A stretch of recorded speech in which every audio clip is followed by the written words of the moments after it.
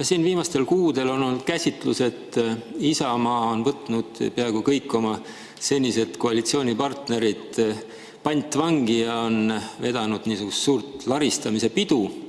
Sinna alla läheb siis ka, kuidas see sõnastus siin oli, ülimalt helded toetused, kaasa arvatud siis lasterikaste perede perehüvitised.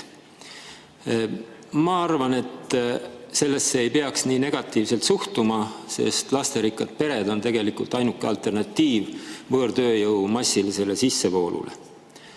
Ja ka ironiseerimine, mis siin on olnud, kõigepealt vastandamine, et on vähem hinnatud 1 ja 2 last ja laste hind hakkab alles 3.–4., see oli valimisteaegne vastandamine, see on olnud väga halb, mis on marginaliseerinud just neid vajalikke lasterikkaid peresid.